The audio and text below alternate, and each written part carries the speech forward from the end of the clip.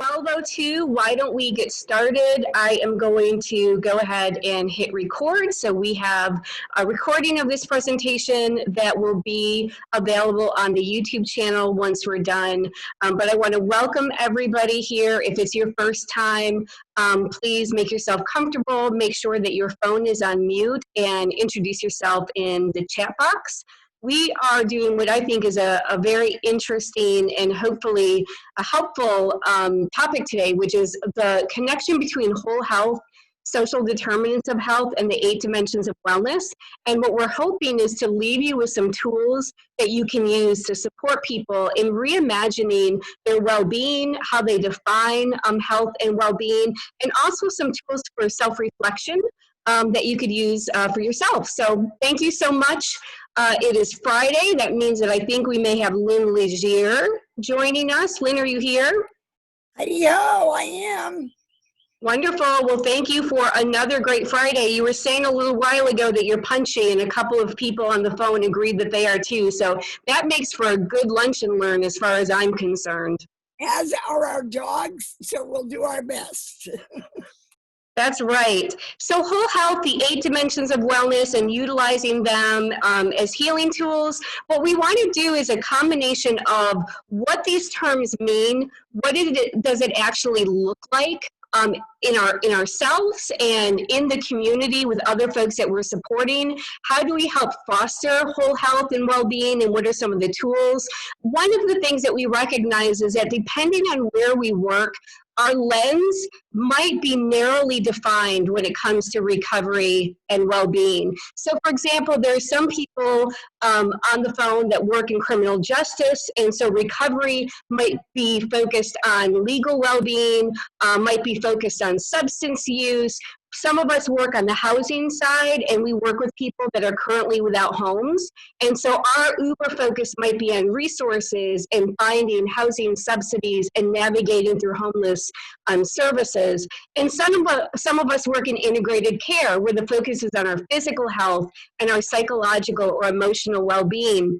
What we want to do is actually say, and so those are absolutely valid because they become a part of what wellness looks like, and they're often a part. But when we work in systems, oftentimes when we work in services, there is a priority that is given to one piece of well-being that may be more emphasized than the others. So that's why as peer support specialists, we want to make sure that we are thinking about health from a broader focus, not just a narrowly defined one different element of health and well-being. So that's why we want to explore all of them today.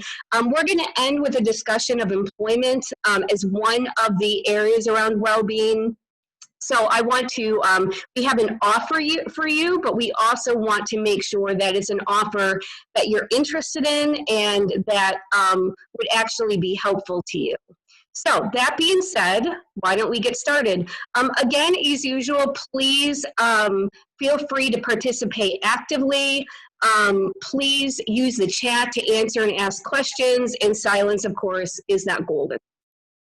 So a couple of things about PVNC. We've been asked to start out with just a primer around Pure Voice North Carolina, so people are fully aware of what Pure Voice North Carolina is. In a snapshot, it is a statewide effort to mobilize the voices and the experience of people that have been directly impacted by labels of mental illness and co-occurring substance use, and related social justice issues. So housing and homelessness, incarceration, suicide attempts and suicide attempt survival. So all of those other social issues that may be connected to mental health and substance use, we are looking to mobilize groups of people, unite, create a message, and be influential in policy and practice and system change. We do have a Facebook page, which is the primary way that we communicate, and that is on the right-hand side. We have a Survey Monkey, which basically allows us to share with you any opportunities that come up, or newsletters or things like that. And we have started the YouTube channel, and so every time we do a webinar, whether it's this or something else, we are posting it on YouTube just to make it accessible to everybody who cannot be in attendance. We are also putting all the PowerPoint slides in a Dropbox. and have a link for that on the Facebook site if you are interested in that. So there's a few things that I just want to share with you about PVNC. It is really to build some alliances and unity around policy for reform relative to mental health and substance use. We operate through the use of coalitions that are topic-based. These just give you a smattering of some of the coalitions that we currently have, including Recovery Alternatives to Forced Treatment, which is looking at the use of involuntary commitment in North Carolina for psychiatric issues. Peer Support Standards Expert Commission, which is looking at the standards and the execution and oversight of peer support in our state. Integrated care, which some of you that are on this call are part of an integrated care project called Pivot. And what we're going to end up with is a specialty credential in North Carolina for peer support specialists that are working in integrated care settings. And then we are developing continuing education for both peer support specialists and supervisors within the scope of practice of peer support. We have a peer wellness center pilot, and we are waiting for announcements on that funding. Funding will be awarded to 2 pilot sites in North Carolina. We were waiting for the selection last week. It didn't come last week. It hasn't come yet. So we might be a week or 2 off on that. And we have another coalition devoted to bringing forensic peer support called the Peer Justice Initiative, which would be forensic peer support training and credentialing in North Carolina. So some other things that we are designed to do is influence the standards of peer support, which includes things like service definition, quality standards for the role of peer support specialists, equity and pay for peer support specialists, and helping to advocate for funding streams for independent consumer-run agencies. And then in the process of all of this, we have started a Peer and Recovery Technical Assistance Center for the continuing education for supervisors and CPSSs. For those peer support specialists that are working in one of the integrated care settings, the training for your supervisors will be starting in August. It's going to be a weekly, every other week for 7 sessions to begin with of intense work with Lynn, myself, and North Carolina Families United, Fred Douglas, working with your supervisors to understand peer support and the scope of practice and supporting you in your role as peer support specialists. So in saying that, when we're looking at whole health, I'm sorry?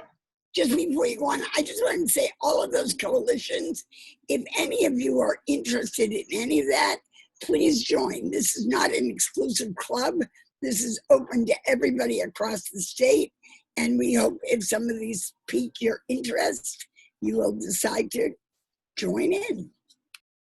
Yeah, so please do. It is. We have about 600 people around the state that are involved in the coalitions thus far, and the involvement is definitely growing. It is open to everybody in our community with lived experience. And there's my dogs. Then can you take us through this slide? Be glad to. So what we're going to really try to talk about today and hopefully discuss, we're really hoping that this is a nice interactive day, is really the relationship between whole health, the social determinants of health, the 8 dimensions of wellness, and wellness self-management. The reason why we have all 4 of those up there is different places may call this different things. The way it's put in Medicaid is in different language. So we want to give you all the different languages and approaches to this. In the end, it really is about how do we support healing, whether it's healing from trauma, healing from mental health challenges, healing from substance use, healing from incarceration. We really want to think about the whole person and what is their best path forwards towards healing. So that's sort of the whole framework of what we're talking about today. You want to go, Shireen? You want me to keep going? Oops, I was muted. So when we get to whole health, we just provided you with a basic definition of whole health.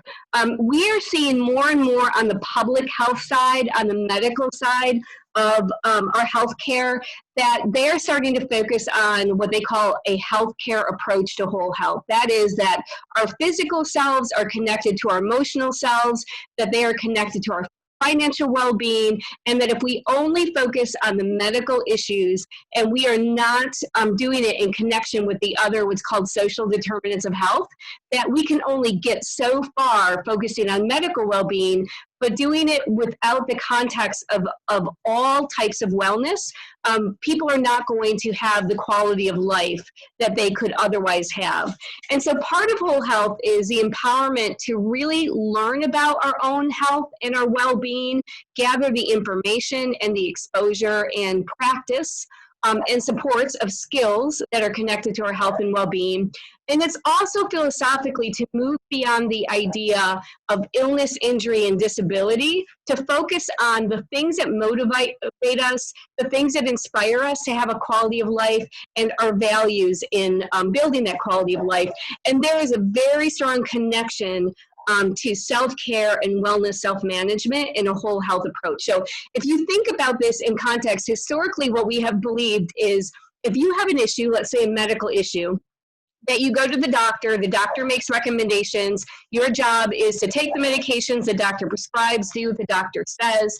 What we are realizing is in healthcare issues like diabetes and heart disease, that there is a lifestyle that goes along with well-being. And we're only in front of our doctors for a very short period of time if we are not connected to our own bodies, our own wellness, and know how to take care of those physical health issues, then we are going to experience chronic illness. Because really the medical care can be a part of the management of it, but there's some prevention pieces of it, and there's some ongoing well-being that really is up to us individually to take care of. So in a snapshot, that's kind of what the whole health focus has been. It means when we're talking about people that are coming into behavioral health systems and services, that we are going away from this idea of illness. What is wrong with you? You are sick, something, and kind of a disease model where this is what's wrong with you, this is your diagnoses, here are your symptoms, here are your medications. That is a very illness-based way of looking at emotional well-being and substance use. We are now pushing on the behavioral health community, and they're pushing on us to understand that our brains and our body and our spirit and our emotions are all connected, and that we have to have a focus on all of us if we are going to enjoy wellness.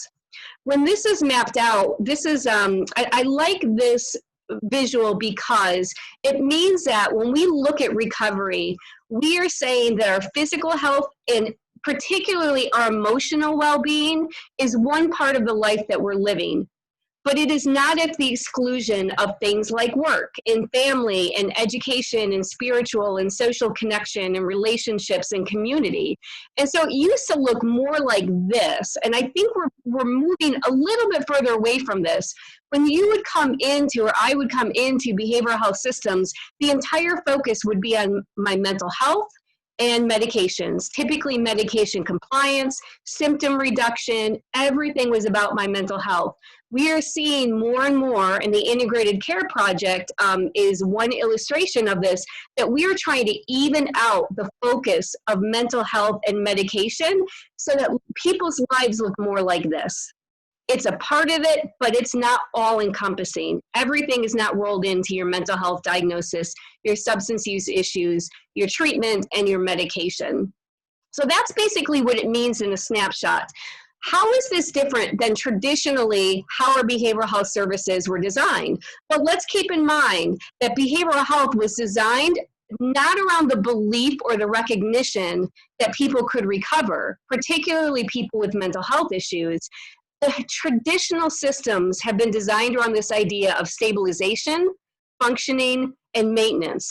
That is the best that you could hope for when you have a label of serious mental illness or severe and persistent mental illness, is to stabilize your symptoms, to learn how to do basic functioning, and then maintain that functioning so that you don't end up chronically in and out of psychiatric settings.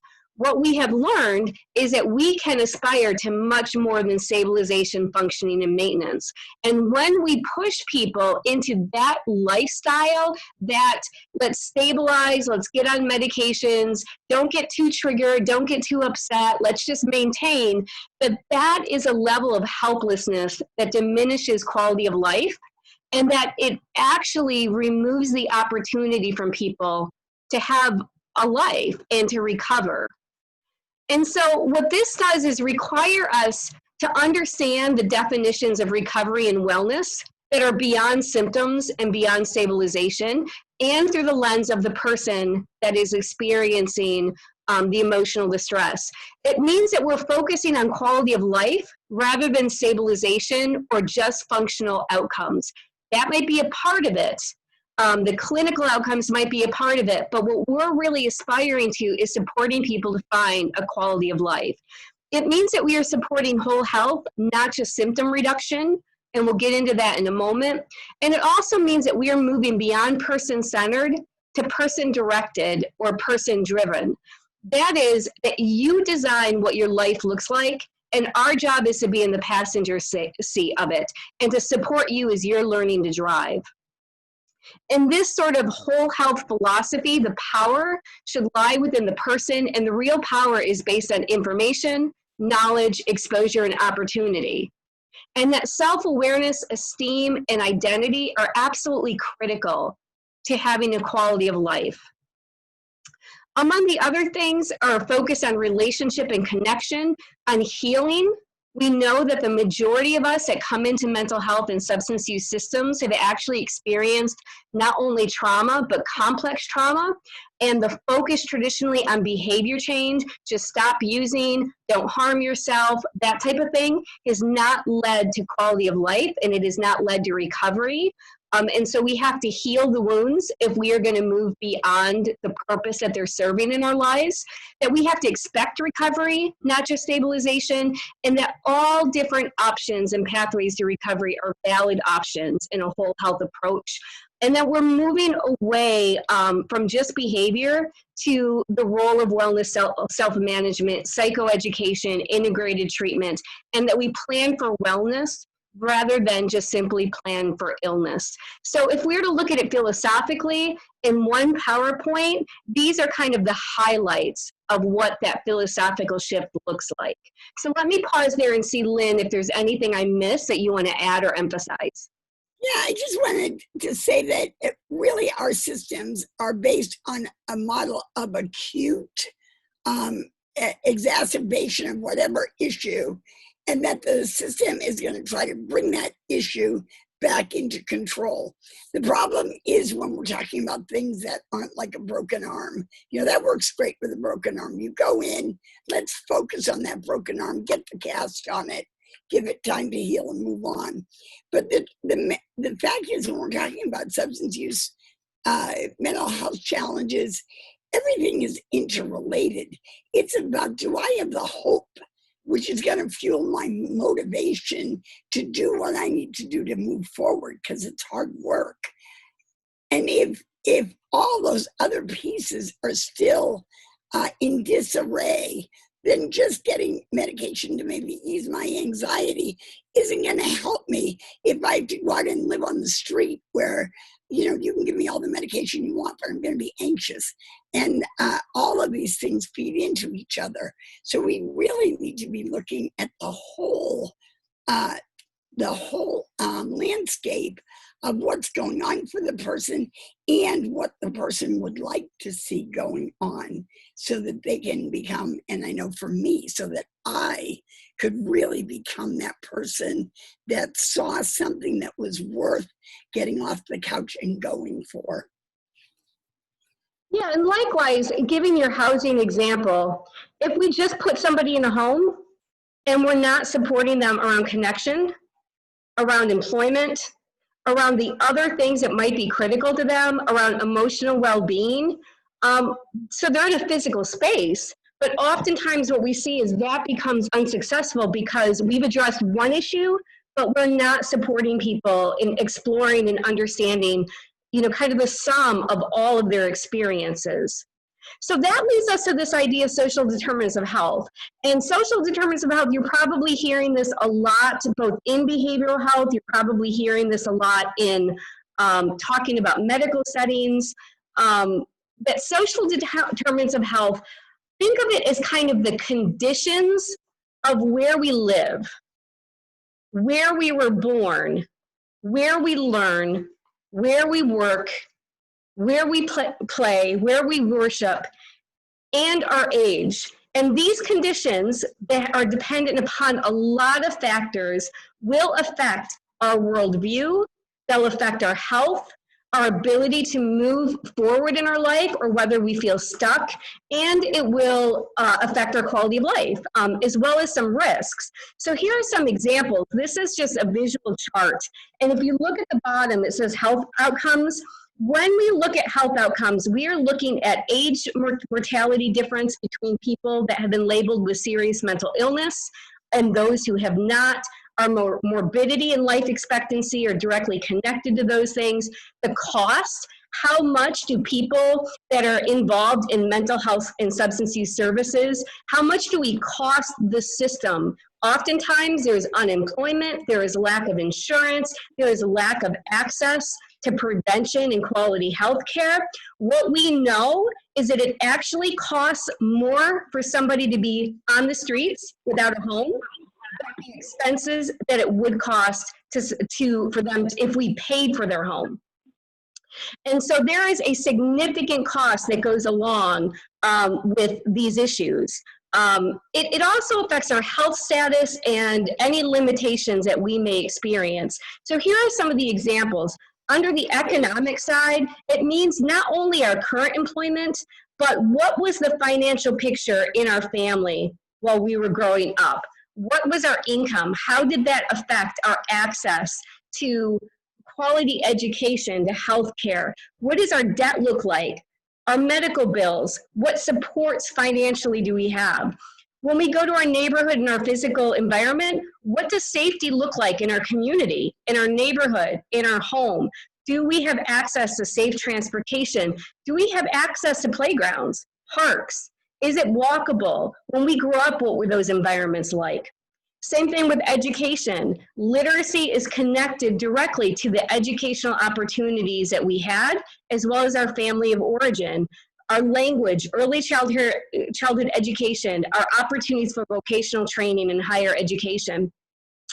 With food, it is about access to healthy options and obviously hunger. If a child is hungry, their ability to focus and learn is going to be affected. And that ultimately affects their success around education, which ultimately affects their health outcomes as a child and into adulthood.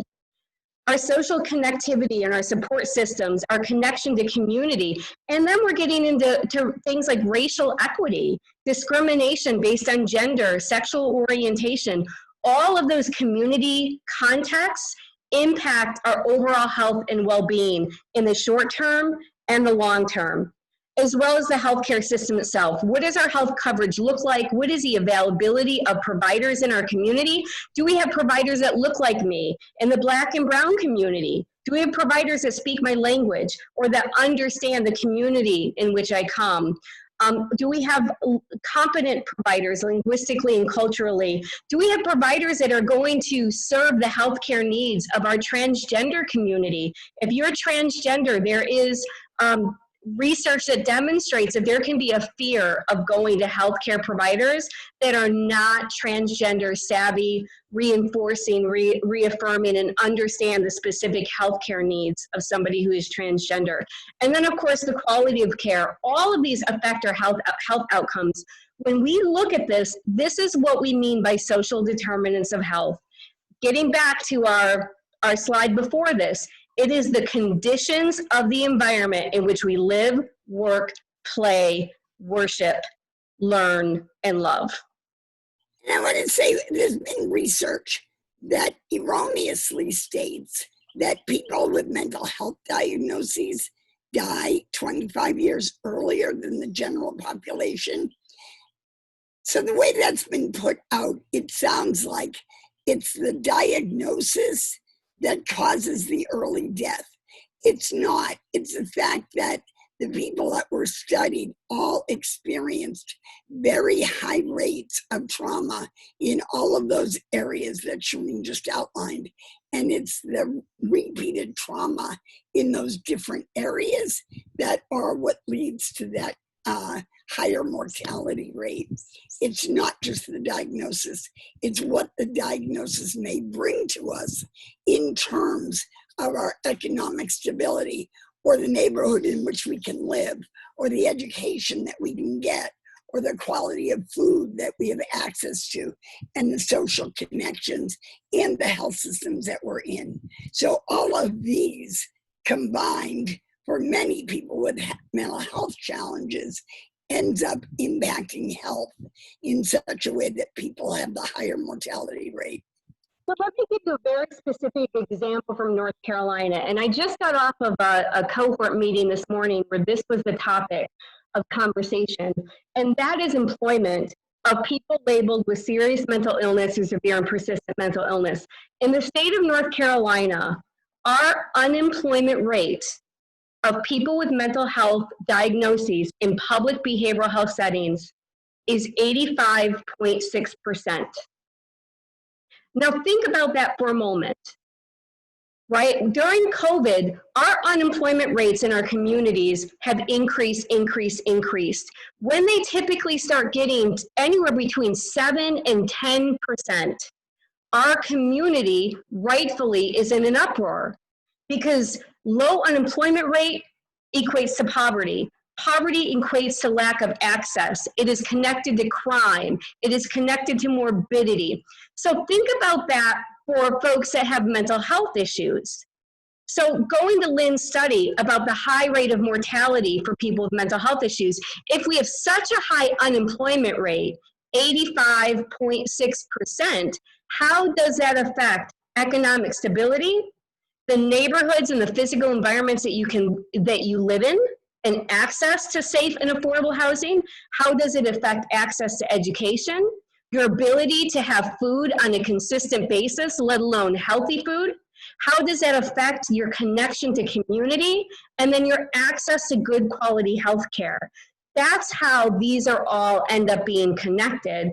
And so just a couple of other ones to emphasize: gender inequity, racial segregation, crime rates and exposure to violent behavior, access to safe drinking water, clean air, and toxin-free environments. There have been done studies, for example, of reservations. So Native American reservations, many of them are very impoverished communities with lack of access to safe drinking water, clean air, and safe physical environments. The comorbidity in those environments with mental health and physical health issues are very, very high. We see a lot of domestic violence, we see a lot of substance use, a lot of mental health issues, a lot of children being removed from homes, and a lot of unsafe health living conditions. So they are all connected in one way or another. Those of you who have been on these sessions have seen us share this a couple of different times. Everything that is under the top layer, poverty, socioeconomic status, natural disasters, injustice, mass incarceration, trauma, oppression, racial inequity, discrimination, all of these things contribute to what we call mental health issues. And historically, the focus has been on, you have a clinical diagnosis, which means that you have a brain disease, which means that you need to take medication and go to treatment, without a focus on everything that's happening underneath the surface that is actually contributing to what looks like mental health or looks like substance use issues. All the things that are underneath are social determinants of health. And so it becomes critical for us to understand and explore health in a very different way. one of the tools and understandings that we have has been coined by SAMHSA as the 8 dimensions of wellness. And it comes from some work that was done from a kind of a wellness researcher that I'm actually going to ask you, Lynn, can you share just a little bit about where the wellness focus and 8 dimensions of wellness came from? Yeah, so this came from Peggy Schwarbrick, who runs a peer run center down in New Jersey, and she herself was very interested in health. She's somebody who has lived experience, has been a peer supporter, but is also very much an academic, and that's sort of her wheelhouse. And so she started researching health factors and the interrelation of health and mental health. And as she was researching, she started to notice themes throughout the research that led her to create what we call the 8 dimensions of wellness. And they're all of the areas that we've been talking about this morning. And so she created the original graphic that goes with that and the original discussions about that. And then she created a peer whole health role, peer wellness coach, and now trains across the country on peer wellness. Yeah, so if we were to map out, research was conducted, as Lynn said, of what are the factors that contribute to recovery and beyond recovery well-being, and there ended up being 8. Sometimes you'll see it as 4, sometimes there'll be 6, sometimes you see it as 10. In the peer recovery well-being community, we primarily think of 8 different dimensions of wellness that when we support or are supported for us, together optimize our health, our well-being, and recovery. And when we map it out, it looks something like this. Now, this is PRN's version. As an organization, we utilize the framework of 8 dimensions of wellness in everything that we do. As a matter of fact, if you were to come into our recovery hub, you're going to see this huge, I don't even know, 22 by 22, 25 by 25 wooden illustration on the wall of the 8 dimensions of wellness. We have this visual in every single space of our recovery hub, and we use it in all of the handouts, even so much that anything that we offer, if it's a class, if it's a support group, if it's information or resource, we intentionally try to balance the 8 dimensions of wellness in everything that we do. So what you see in the middle are these little icons. So for environmental, you'll see a house.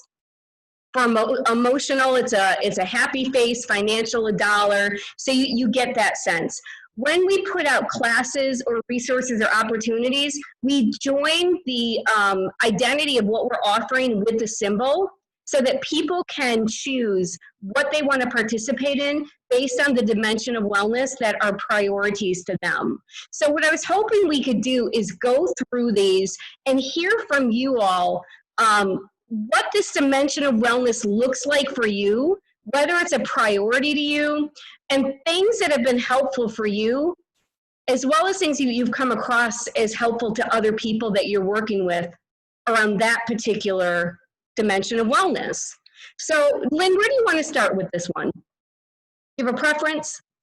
No, I would ask the group who wants to volunteer to start with one. Or do we need to give them prompts for it? Well, if you want to unmute yourself and pick one of these dimensions of wellness. Go ahead. Mm-hmm. You go, girl.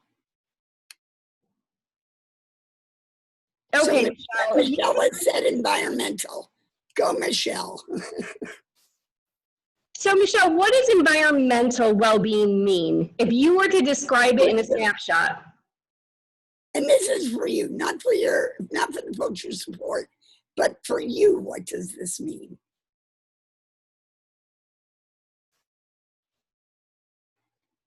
And you can unmute or you can do it in the chat. We're watching the chat, so whatever is easiest for you.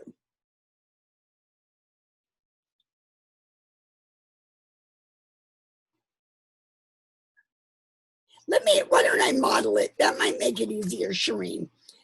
So I'm going to go with environmental as well, Michelle. And so for me, and thanks, Michelle.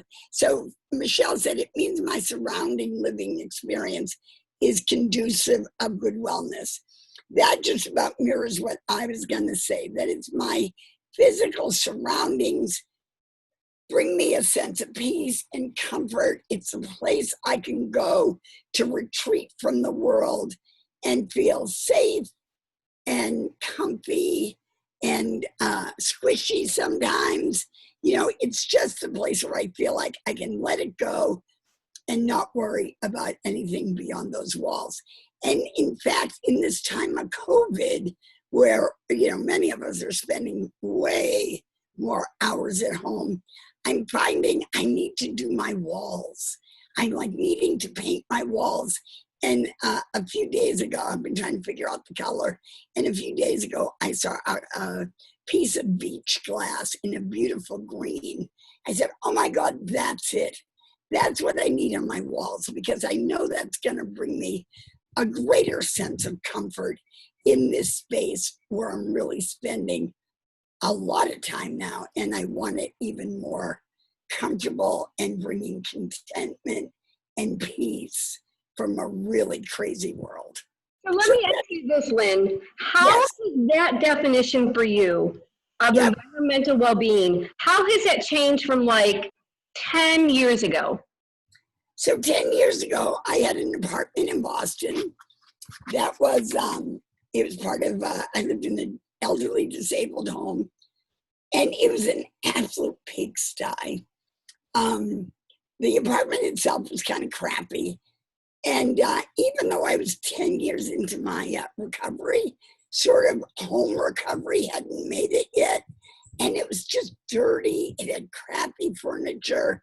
I sat like in one corner and did my work because nowhere else was pleasing, and nowhere else was even functional. Because I wasn't there yet in my recovery.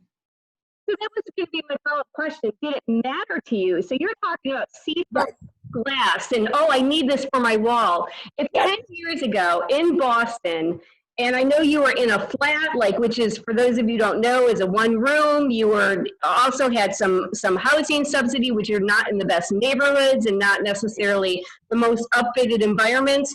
But if I were to ask you this question about the importance of your physical space, let's just say your home, because physical space is more than home, would it have been important to you back then? The way my walls looked and the cleanliness of my apartment did not really matter much. What did matter was that I was on the 9th floor. I had a deck out right outside my door, and I could go out all the time and sit and look over the city. I was high enough up that I wasn't in the din of everyday activity, and I just felt a freedom, an openness, a safeness up there. And that was the piece that was really important and that kept me there. The rest of it, I didn't really care about yet.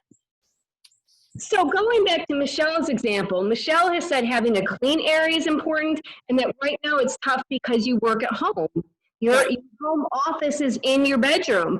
It's interesting because if I were to ask this question about the importance of your physical home and your space and where you would prioritize it in your life right now, my guess is there are many of us on the call that feel about it differently today than we did 5 months ago. COVID hit. It has many of us more at home than ever. We are seeing people doing home projects. I have started nesting, meaning yesterday I spent some time cleaning out a closet. I would have not done that 5 months ago. But as I sit here in my home, physical space is really important to me. I need to be surrounded by things that inspire me because I'm a very visual person. And now that I've had the opportunity of being home for a good chunk of time, I'm looking around going, you know what, that doesn't really suit me right now. That doesn't suit me anymore. And so, Michelle, when you're talking about your work at home office is your bedroom, and that's a really difficult thing, my guess is there are a lot of people that can relate to that right now. So if I were to ask you that question today, how important is your physical space to you?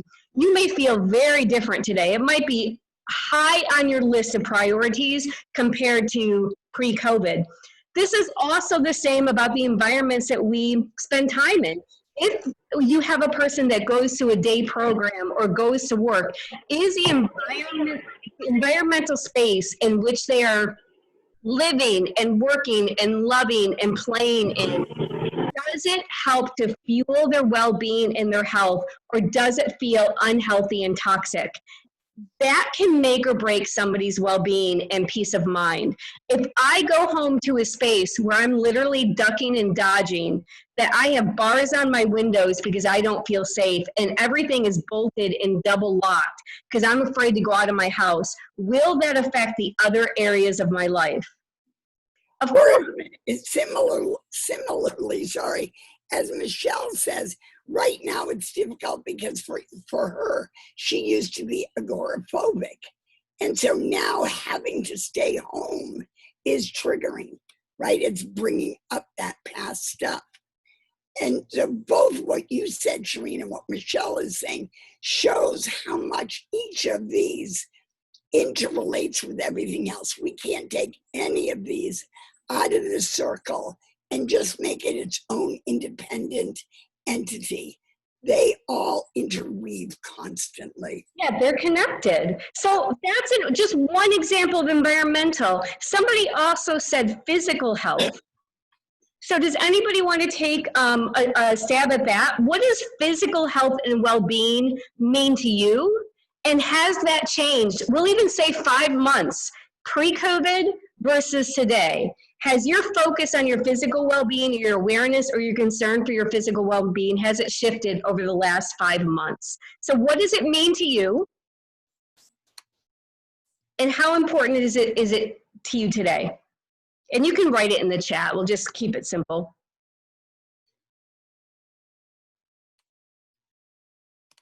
Shereen, I was going to talk about the physical health. Am I unmuted?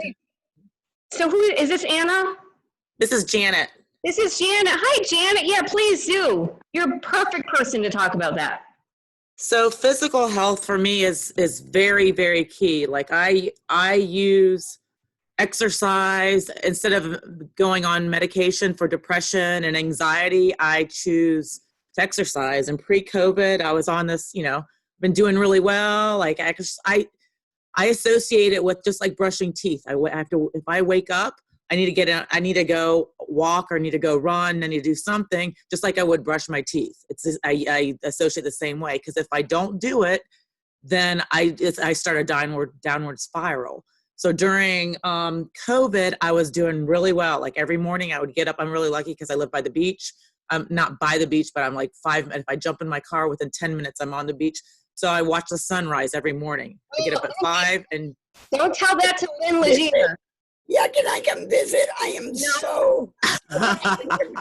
Yes. Keep going. Yes. So I have to, and then there was like last month, like I just turned 50, and right before about a few weeks before my 50th birthday, like one thing after I started one day, turned into 2 days, turned into 3, and I stopped exercising. And just because of that, it was a downward spiral, and here it comes. I'm at home working. It's just me and my dog, and I'm looking at the dog, and I'm like, oh, now I know why you eat garbage, because you're bored. It's like you have all this energy pent up inside of you, and you need to go do something. And then I just back in the saddle again last week. I was just like, no, I got to start exercising again. And then it takes a while. And then once you start doing that, you feel so much better. When you start exercising, you start moving your body more. Our bodies are 70% 70% water. We're made to be kinetic. When we stop moving, that's when we feel like we stop dying. So for me, it's very, very, very important to exercise. It changes my mood drastically. So let me ask you this question. Has that always been the case for you? Has that always what? Have you always felt that way, the importance of the physical connection between your body and activity and well-being, or has that changed? Did that change somewhere over the years where it became a priority? It was never a priority when I was younger. I played basketball. I did everything. And then I went through my 20s and 30s, and I kind of backed off, and I was like, nah, I'm not going to do it.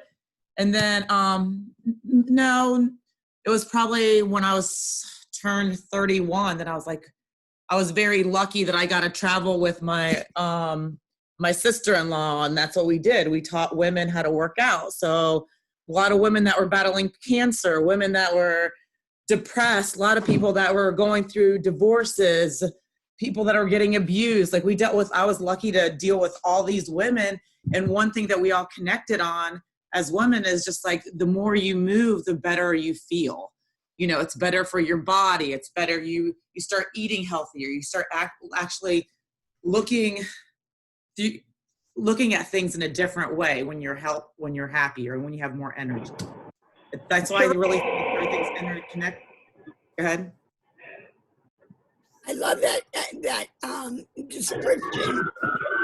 We gotta mute somebody. Let's see who this is. I did, Lynn. Okay, thank you. Yeah, that's a great description, Janet, because I think it talks about not only how we choose different areas of wellness that really feel a higher priority at different times, but also within those areas, there's like layers that we build. You know, we don't start with, you know, I'm going to exercise and I'm going to eat right and I'm going to do this. It's a process where we start with one thing and then another thing adds on and another thing adds on, you know, and so we do one thing and that makes us feel a certain way, and then it makes us interested in doing another piece. So it's really this layering of experience and knowledge and awareness and movement, both emotionally and physically, that leads us to those changes rather than taking on sort of the final product from the beginning.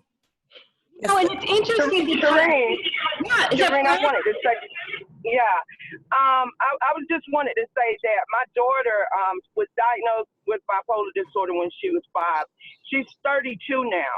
And one of the things that they did not do was identify physical health and exercise and all of that as an important thing for her to have or to focus on, because she chose also, as the earlier speakers spoke about, she did not have a good relationship with medications, so she chose exercise. She's 33 now, so it's like every day she exercises, but she goes to a gym. She has a membership. And COVID has shut that all down because the gym is not open, and she has a issue with exercising outside. So this really has affected her deeply. Yeah, and you know, Fred, a couple of things I want to piggyback off of that you shared. So one way it can impact us, and Janet said it as well, is if you are accustomed to physical activity in your body, you crave it and you need it. It's one of those areas that you require in order to be healthy. And then during COVID, the things, your routine is not accessible to you. That obviously can affect not only your physical well-being, but it affects your emotional well-being. The other thing, the opposite can also be true. I see, Anna, what you said, that in your, when you weren't well, when you were in the middle of using substances and doing other things, your physical body was not a priority to you. I know, Anna, since from our conversations, that you're focusing on physical well-being, not only for you, but of your son during COVID in a way that you've never been asked to do or never had an awareness. We're thinking about things like face masks and washing our hands and social distancing. We're looking at these numbers every day. We're thinking about, okay, what are the contributing factors of people that have contracted COVID? What are the factors that people who survived it that they had? And it's creating an awareness of physical body and physical space and well-being that some of us have never had before. I will say for me in my life, physical health always took a backseat to my emotional health. Like you were saying, Fred, I came into systems at a young age, and nobody talked with me ever about my physical well-being. Exercise and all of those things was just not talked about. Everything that we focused on was literally between my ears and the top of my head. What are my thoughts? What are my emotions? How do I feel about things? What am I thinking about?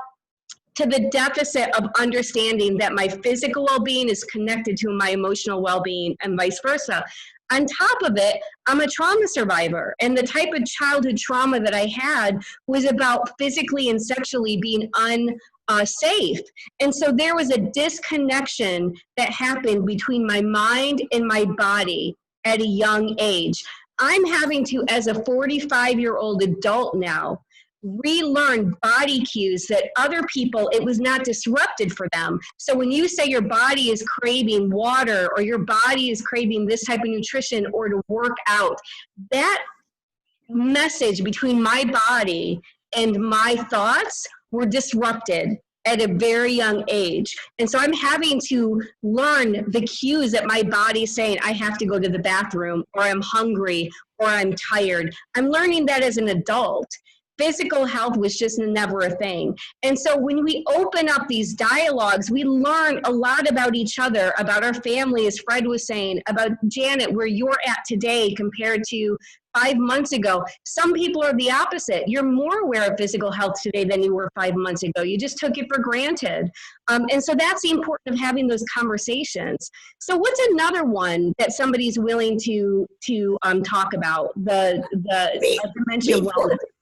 Yeah. Before we move on, I just want to ask Shereen, did we hook back to what Anna was saying about doctors and stuff? We did. Yeah, Okay. we talked about with Anna that when she was in the middle of substance use and things like that, her physical health was just not a thing.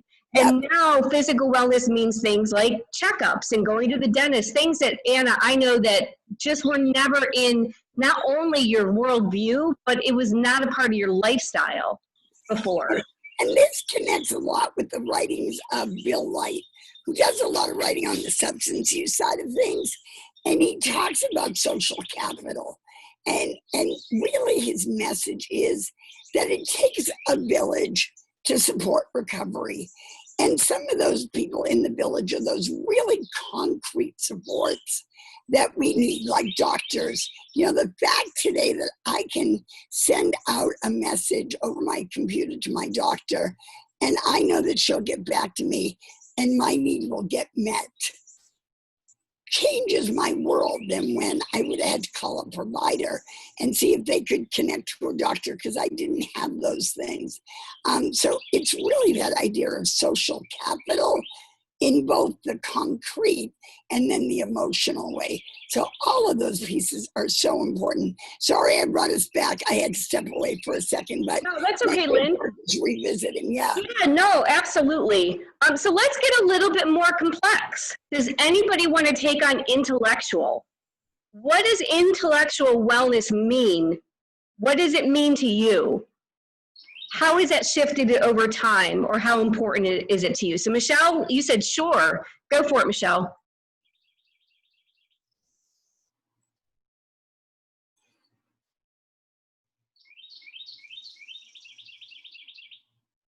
I think you must be typing. That's what I was going to say. There she goes. Yeah, it takes a picture for us to get them. So, yes. So, Michelle is saying, yeah, having hobbies and interests and activities outside of sort of those daily living things. And yes, she's typing. Thanks. We'll try to deal with the lag and make sure that we get your stuff out there, Michelle. Thanks so much. So you're crossing over a couple of dimensions. So hobbies and interests and activities could also be social. Yep. That can be that connection, having a support system, having something that is important to you, that is outside of you or outside of what you're doing every single day for work. Intellectual is a very specific version of that. I think Anna said, learning as much as I can, school, trainings, listening to others, exposure to new things, ideas and perspective. Yeah. So unfortunately, a lot of times when people come into mental health and substance use services, intellectual well-being becomes not a priority and almost even not existent. We see this in psychiatric hospitals where the activity of the day might be bingo or cutting out pictures, right? It's not about stimulating our intellectual curiosity. It's not about the brain being a muscle and organ in the body, and if you don't use it, you're going to lose it. And let's challenge or stimulate our thinking. It's not about assimilating information, gaining knowledge. It's not about strategizing. All of those things that is critically important to recovery and well-being from an intellectual perspective can easily go dormant within the context of services, because now it's about taking care of you, you taking your medications, going to treatment, being compliant. It's not about you learning new things unless it's an activity that I want you to learn, like how to bathe or an activity of daily living. Intellectual well-being is very, very different from that. This is where the curiosity for learning comes in. This is one of those areas that absolutely saved my life, because while I was unwell emotionally, I also was very curious intellectually. And my identity as a student was critically important to me in college, even though my emotional well-being and social well-being was fairly young and stunted. It was because of this strive to remain in college and to learn and not become dormant as a mental patient that I was able to move forward and overcome in recovery. So that was a critical part of my well-being, right? And so intellectual recovery, are we exploring with people formalized education, informal education, opportunities to learn and grow? Lynn, I think you were trying to jump in there and I didn't actually it wasn't, but this is one of my favorite areas as well. You know, for me, I've always thrived in a working setting. And so anything that gets my brain going tends to move me out of my emotional pits. You know, it's been a great balance for emotional distress throughout the years. And there's a lot of ways to do it. You know, some of them are very formal, but for years, the way I did it was I took my camera and did photography because I was self-teaching myself how to take pictures and how to take better pictures. So every time I went out, there was that intellectual piece that got stimulated in it. So this has always been a really important piece for me. Yeah, so just a couple more, because I want to show you maybe some tools that you could use as you're thinking through your own well-being in all of these areas, and that you could use when you're providing supports to other people. What about financial well-being? What does it mean, and is it important to you? Has it shifted in importance to you over the years?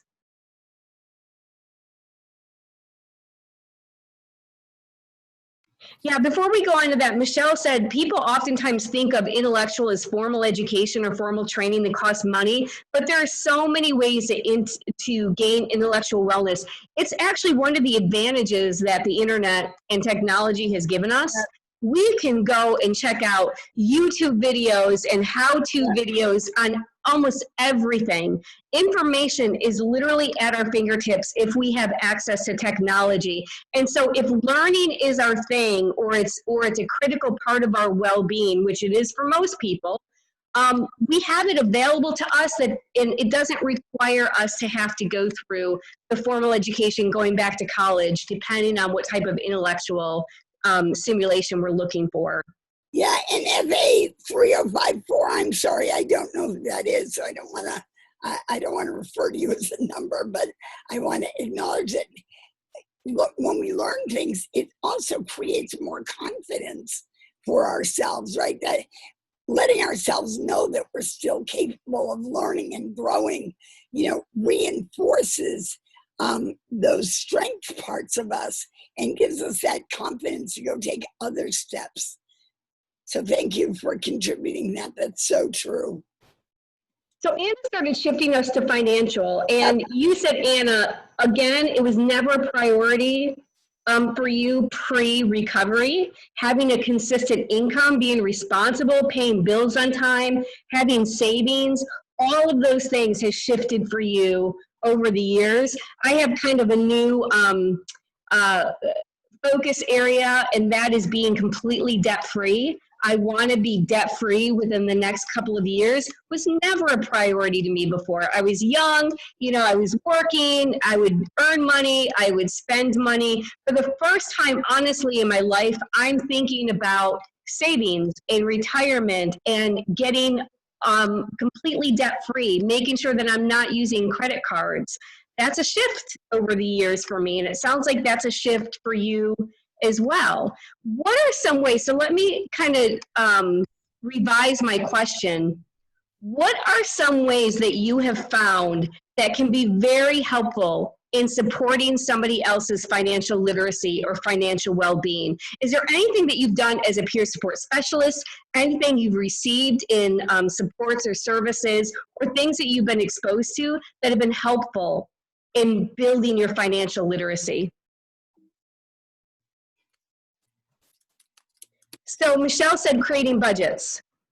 So just the act of learning what a budget is, even if you don't have a lot of money or no money to save, but just learning that you can take control over your financial well-being, and it starts with knowledge. It may not be important to me right now, might not be a priority to me right now, but just having that information could help me to explore the possibility that at some point in my life, maybe it is going to be important. And I've got another area that's related to this that was so important to me, and it's we're gonna in fact talk about it later. But for me, in my early recovery, knowing how the Social Security work incentives worked was so important for me to be able to work, get more money in my pockets, more experience without worrying about my my benefits being cut off. So having that support and knowing how to do that made such a difference in my being able to try out work for an extended time until I felt confident enough to move forward without those benefits rather than being a victim of those benefits. Totally changed my life. So then you're getting fancy. So you're moving beyond budgets and talking about work incentives, disability benefits. How can I work and maintain disability benefits? Can I? What does savings look like? How do I negotiate or navigate the system of disability? Yep. Right? So how can I be, I often think about it, that in the end, I ended up being a victor over rather than a victim of my benefits. Yeah, I'll add, Anna talked about credit. Predatory lending. Yep. Is a huge issue for our community of people that financially are not accustomed to having money, not accustomed to having savings accounts. And you see on TV all the time about opening this credit card. There are a lot of predatory lending out there, rent to own places, right? Get some fast cash. Come to us. We'll give you $5,000. Right. And then you have to pay back $9,000. Right. Right. Even things like pawn shops. Yep. Some of us grew up in poverty, living off of pawn shops may have been a survival. And I may have never even thought about, I'm paying for that one item over and over and over and over again. And every time I go back to get it out of the pawn shop, it costs me more. And every time I go to put it into the pawn shop, they're giving me less. So even things like predatory lending become a critical piece of it. And then spiritual. Anybody where spiritual well-being is critical as one of their primary areas? What does spiritual well-being mean to you?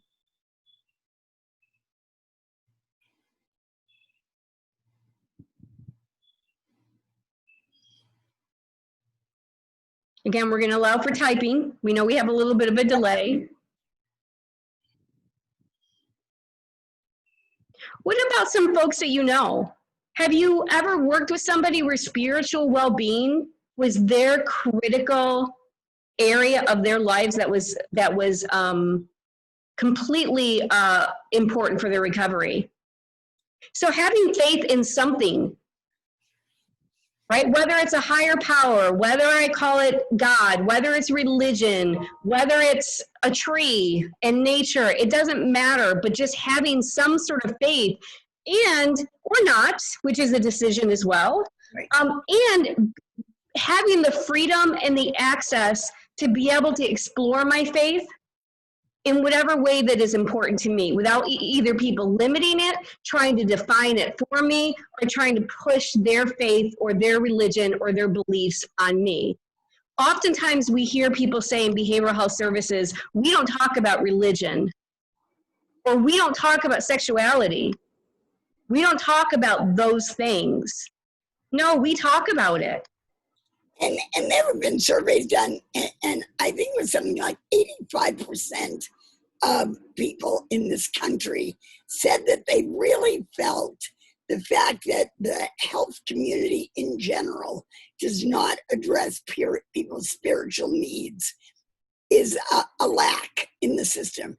85% of the people want people to be asking about and supporting them around getting their spiritual needs met. And it might be some people that are much more traditional. You know, Michelle is saying that she works with someone who finds a lot of strength in her belief in God. For other people, it can be just about anything that they define. Like you heard me say earlier, oh my God, I feel so ocean deprived. The ocean is my spirituality. That's where I go for my strength. And sadly, I live too far away from it. But whatever it is for people, to open the door and ask, not tell, but ask, what is it that brings spiritual filling and helps fill that soul and that spiritual darkening that we can have at times, is so important to folks. Just think about yourself when you're feeling depleted of your spirit, right? And think about the people we serve who are so often really depleted in spirit. Opening up that door and just, you know, asking, how do you get your spiritual fulfillment, and helping people access that can be so important. Yeah, there are a couple of folks, Catherine has said it, Michelle has said it, Anna has said it, that even if I don't have the same connection to spirituality as you, just being able to be witness to somebody else's faith can be incredibly comforting, without trying to change it, without trying to, you know, push mine onto yours and yours onto mine. It can be a critical part of recovery. And the last one that we'll focus on for today, because we're gonna also focus on the end, is occupational well-being. And here's what I'll say with this, because we don't have a lot of time to explore it. Historically, what we have believed within behavioral health settings is that you have to be in recovery in order to go to work.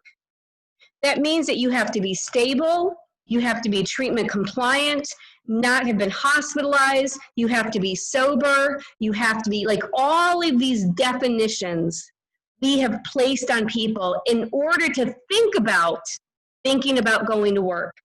And what that has landed is the majority of our community, those of us that come into behavioral health services, are unemployed at a very significant rate and on disability benefits. Disability benefits puts us about 200% below the poverty level, and the percentage of people that ever get off of disability benefits is what, Lynn Legier, nationally? 0.0001. Less than 1%. So we call it the Hotel California. I'm one of them that get off. You are one of them that got off, so you added maybe 0.0002%. Thank you so much. But, you know, the point isn't, and I don't think anybody goes into it with the intention of putting us in poverty. It's the limited beliefs in my ability to recover. We are focusing on stabilization, functioning, and maintenance. And I tell the story, I just got done emailing it to somebody who was in the cohort this morning, that when I was around 12 or 13 and I came into behavioral health services for the first time, one of the first things that my psychiatrist said to me is, you will never be able to go to college. You are going to spend the rest of your life in and out of hospitals, and you are not going to be able to go to work.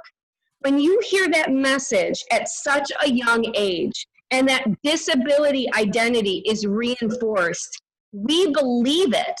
And then when you add on to that at the age of 14 or 15, the message of you need to get on disability benefits because you're going to age out of the system soon and we need to have a safety net, which is another way of saying we're sick, you'll never be able to go to work, and frankly, we need to get paid for our services. And the way that we get paid is by you being on benefits. We do this so much that we even have SOAR trained people whose job is to get you on disability benefits. We are not balancing that conversation with work, talking about your aspirations vocationally. We know now that that readiness approach, that you have to look ready and learn all of these skills in order to consider to go to work, that has created a serious issue of unemployment within the behavioral health community. We have also learned through research that the opposite is true, that work leads to recovery, not the other way around like we have believed. Go ahead, Lynn. That's what I was going to say, what we know now is that work can actually be the catalyst for recovery. Work can be the very thing that leads people to the recovery path. Yeah. It was for me. Absolutely. And yet, oftentimes, employment is not a focus. It's just not a priority, right? Somebody mentioned Clubhouse. If you have a Clubhouse that is looking at quality of life, employment is a part of quality of life. If you have a Clubhouse, however, that is all about stabilization, it's more like a day program. And the message is, don't get too sick, don't be too risky, going out to work is too stressful, you come here every day, you come here 3 days a week, you've been doing that for 10 years, you've been doing so well, and we don't want to risk your stabilization. It's all in the philosophy and the approach. And if we don't value employment, the message that we are giving to people is you're disabled, you're sick, and you'll never be able to work frequently. And then some of us believe it. And we are landed in this cycle of chronic illness and chronic poverty and disability benefits. Yeah, Michelle said it was one in Portland, Oregon, the Clubhouse that you went to that invested in employment. So here is one example of one snapshot. There are many out there of just sort of a self-reflection, a wellness assessment questionnaire. You can use this one, you can use one of the many that are out there, but all it does is it identifies the domain of wellness and have people self-reflect and invite them to think about their physical well-being, emotional well-being, spiritual, financial, vocational, all of those 8 dimensions of wellness, and just be able to identify where I'm at right now. So I participate in physical activities for 20 minutes. For some of us, the answer is no. For Janet, the answer is, it's a 4. Beyond sort of a self-reflection, the next natural question is, and how important is that to you? So if I don't participate in physical activities and it really is not important to me, my motivation for change in that area is going to be very low. If I don't participate in physical activities, but I really want to improve in that area, my motivation may be higher, and that may be something that we want to be able to focus on. So this questionnaire is really more about where am I at now. The follow-up to it looks more like this. And where do I want to be? So this is another example of the 8 dimensions wheel. We use this at PRN. It's much more colorful than this, but it's one that I can find readily accessible. And it gives you the wellness wheel that Catherine said, yep, this is the 8 dimensions of wellness. And it gives you a Likert scale, 1 through 10. 1 being not important at all, 10 being the most important thing in my life. It's a very simple way for us to open up the dialogue with each other about that area of our well-being and the priority in that area.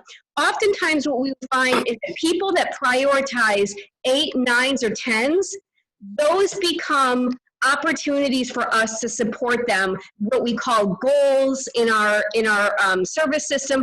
That might become a goal because that becomes a priority area for me. On the right hand, Oh, I just want to say what's so important about this is the question, is this a priority for me? Yeah. Sadly, wellness is becoming an area where our recovery values are slipping away. So in wellness, what we're seeing a lot now is coercive wellness. You're not exercising enough, and that's affecting your BMI. And so we're going to help you make a goal to exercise. A, it doesn't work.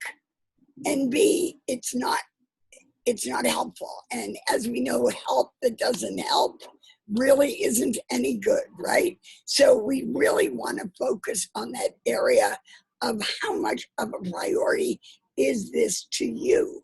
And we have to do that from an authentic place, not from a place where we're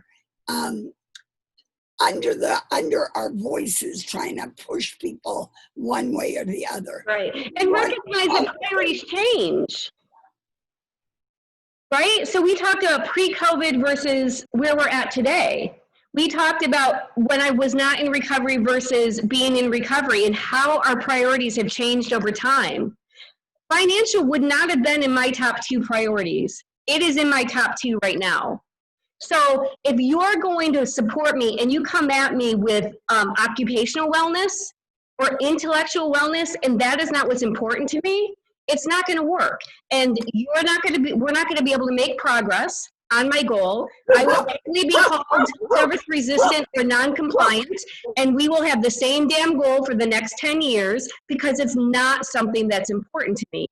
What on the right side does is once I do sort of that self-evaluation of how important it is, what my priorities are, then I can identify my top 2 or my top 3. So my top 2 might be physical and it might be financial. And then we get into curiosity and exploration. What is my vision for my financial well-being? Well, for me today, it's to be debt-free within the next 2 years. That becomes a goal. If you were writing my person-centered plan with me, my life domain would be financial as a priority, and my vision would be to be debt-free within 2 years. So if we do this, and we do this well with people, what they are working on is their own blueprint for their life, what we call person-centered plan, person-directed plan, the goal, objectives, all those things that have unfortunately become very rote and co-opted. We are supporting people to dream and aspire, but sometimes to have a framework of 8 dimensions of wellness allows me to narrow in on what's important to me, because it's not the big, where do you see yourself in 2 years from now type of thing. So I have my vision. And what's great about this, you know, we're obligated in our roles. Sorry. I'll tell you later. Sorry. So once we have our visions, and here becomes one of the most critical part of this entire thing that I wish I had learned many, many years ago. The question becomes, where am I now in compared to my vision? So right now I have X amount of debt, I have X number of credit cards, and I really don't have information about consolidation or about what's it called? You're paying on it every month, percentage, APR, help me. Thank you, Michelle. Interest. See, this is where I'm at.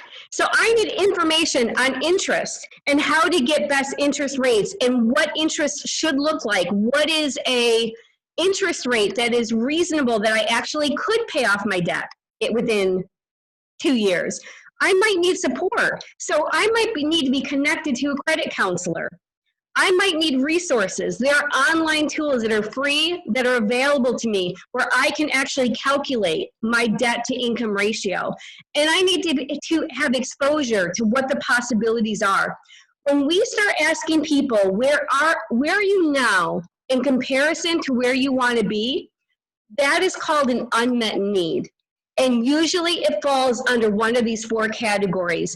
I need information or exposure. I need support. I need resources. I want to go to work. Okay, what do you need in order to get there? Well, I don't really know what I want to do. That's exposure. I don't even know where to begin. I've never done a resume. That's a combination of support and information. I don't know how to use the internet to look up jobs. Those are resources. So when we start breaking down with people what they need in order to get to their vision, it is usually in one of these four categories. Oh, 5 skills. I miss skills. And when we then go to support somebody or offer support, what we are supporting them around are their unmet needs. If it's a skill that I need, how am I as a peer support specialist going to support you to learn that skill? If it's information that you need, how will I help you gather that information? If it's a resource that you need, you know, I need bus passes, I need whatever the resource it is, how can I support you to have access to that resource? And if it's not knowing, if it's lack of exposure, we see this a lot in housing, right? When we ask somebody, do you want to move out of the group home? Do you want to live on your own? Oftentimes people either say, yes, I do, but have no concept of what that means because they've never lived on their own. Or no, I don't, because I'm so afraid of what that means because I have no exposure to any other possibilities. It is absolutely valid as a peer support specialist to explore with people so that they can make informed decisions. That's what exposure is. So when we start developing these needs lists, next to it would be strategies or interventions on a person-centered plan. How am I going to support you? What do you need from me to support you to get the information you need, the support you need, the resources, the exposure, or the skills? What we have done today in a nutshell is whole health person-centered planning. That's really what it is. Same principles. And this is what I was saying. Oh, here's the skill, the information, the exposure and awareness, the skill, the support, and the resources. Don't you forget those skills, girl. Nope, do not forget those skills. I can't believe I left it off of the other one. So that's what's called unmet needs. When we are to map it out, it could look something like this. So this happens to be all of the 8 dimensions of wellness. And for this particular person, what they identified are the things that are important to me under physical health, emotional well-being, spiritual, intellectual, social, economic.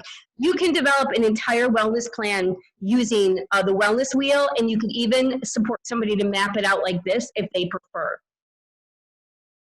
Is this making sense to everybody at this point? I know we're going through this at a whirlwind pace. Yeah, and just what I put in the box is what I started to say. I apologize for my dog.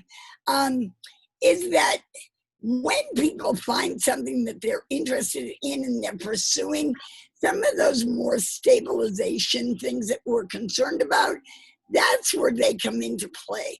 Because all of a sudden those things may have an actual purpose to do. And I put in the chat box the example, you know, if one of my goals is to start meeting a few more people, I'll give you my example. What I started doing about a year ago is going to the dog park. If I was struggling with any of some of those basic things of bathing or showering or dressing, all of a sudden those are important because they're a means to an end that matters to me. And that's how those other things come into play and people get motivated to look at those things rather than those being taken out and just something we're supposed to do. Right. It's a difference between a task and something that is important enough to me to actually show up for and do because it's going to get me to where I want to be. That is sort of where self-care comes in, or what we hear about wellness self-management. Being able to take control over your wellness and your well-being is a critical part of recovery, but we have to take it at the person's pace and based on their priority. We can't withhold information. And, you know, people, we need to be exposed to possibilities or opportunities. And so we don't have time to go through wellness self-management, but it is all connected to what we're talking about with well-being. The last thing, so there is a toolkit that you can download that is free. I've shared it with you before. It's a wellness self-management workbook that you can actually use for yourself, with family members, or with somebody that you're supporting. So I want to end with actually a question. With a few minutes that we have left.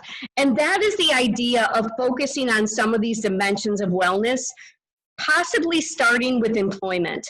When we look at employment, it is very nuanced, right? So it's everything from, if I don't have an education, if I have, or I don't have a GED, or I have a GED, I have a high school diploma, I have a college degree, but I've never used them.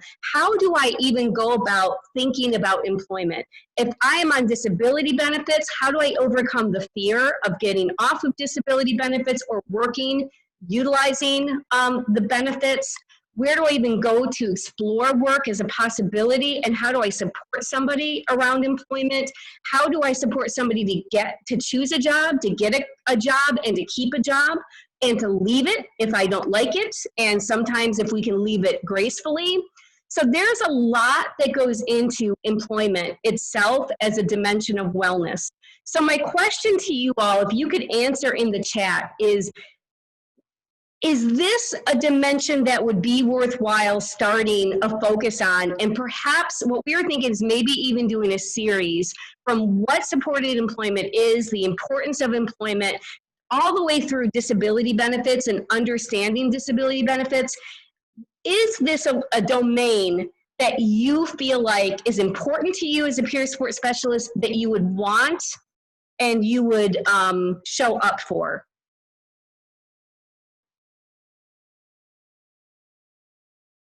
So Anna says yes.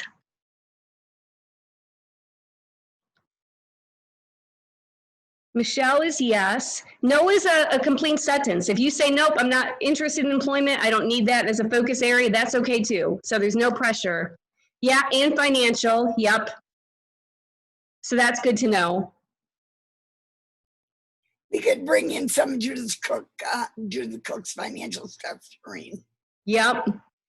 Anna says, can we add what it looks like during COVID? Of course. Yep. Resources that are available, resources that are not available. Sam is saying yes. Okay.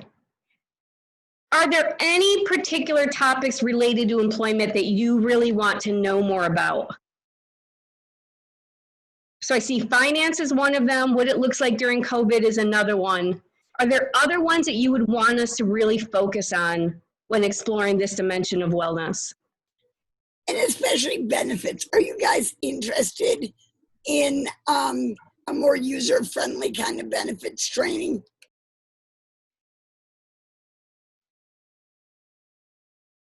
I'm seeing yeses, yep.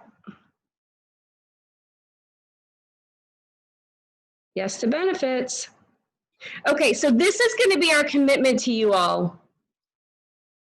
Our commitment is to come back. We didn't want to make an assumption. We know from being peer support specialists ourselves and being recipients of services ourselves that employment is often an overlooked and misunderstood thing. And we often don't invest in people to develop the knowledge and the skills around supporting employment. But we didn't want to make an assumption that that was going to be important to you. So this is what we will make a commitment to. Lynn and I will take this offline. We will look at the millions of things that we have around employment and all the nuances, and we will put together something that we will offer you, that you can sign up for, that will be free, that will be available to you. And I'm thinking maybe starting with the connection between employment and recovery, all the way through IPS and supported employment and what it is, all the way through seeking a job, getting a job, maintaining a job, job-related skills, leaving a job, and then ending with disability benefits. I will call it disability benefits for dummies. It is not my area of expertise. It still confuses me, but Lynn knows how to break it down in really easy to use information that is not as complicated as when you go to become a disability benefits counselor. So that is, if you're all interested, that is a commitment that Lynn and I will make, and we will share more information about this on our Facebook page in future Lunch and Learns, but we will get going and start planning this. All right, are there any parting words for you all? Oh, you're welcome. I hope these webinars are helpful to you. I know it's hard when we can't be together and practice the skills and really dig in, but we also didn't want to just leave it at nothing. So I'm glad you're taking advantage of them, and I'm glad that you all find them helpful. Thank you so much, everybody. It's Friday. Enjoy your weekend. Oh, you're welcome, Catherine. You're welcome, Zach. You're welcome, Sam. Be well, everybody.